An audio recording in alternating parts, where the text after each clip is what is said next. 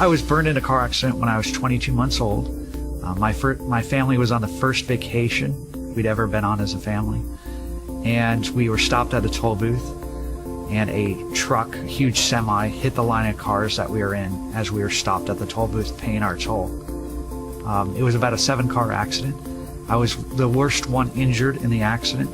I was burned over 88% of my body, lost all my fingers, lost all but one toe, and doctors gave me a 10% chance at living. Through the power of prayer and the skilled hands of the doctors, God working through the skilled hands of the doctors, after 4.5 months of fighting for my life, I died. No, I didn't die. I lived. I survived, and I was finally released to go home. And usually this is the point in the story where a lot of people breathe a sigh of relief. You know, they went to Disney World, that kind of thing.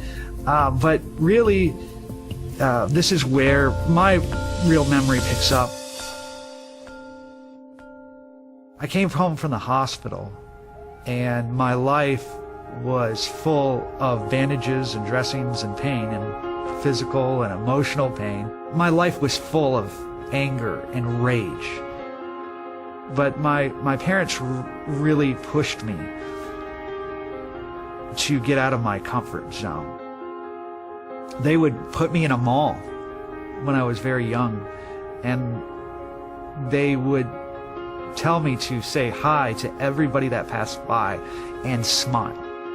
They wanted me as a young child to face head on what will become more of a norm in my life. It wasn't until I received Jesus did I see that as an opportunity. I met my wife speaking, believe it or not, down in Colombia. What happens after you get done speaking, a lot of people come up to you and want to talk to you, ask you questions. And she says, "Hi, my name's Maria. I'm a doctor here in Colombia." And I'm like, "Great! Can you help me translate?" And the next year, as I was volunteering there, they told me that Joel was coming back, and I was like, "Oh, great."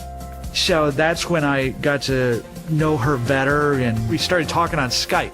And that's when that friendship slowly began to develop into something more. God just kept giving me verses, that were for me confirmations.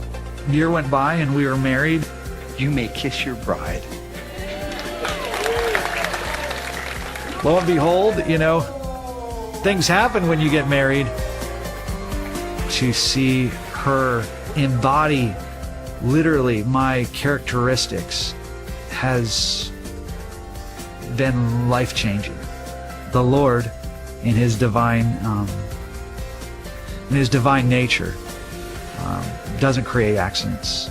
He plans and purposes all things to work for good for those that love Him.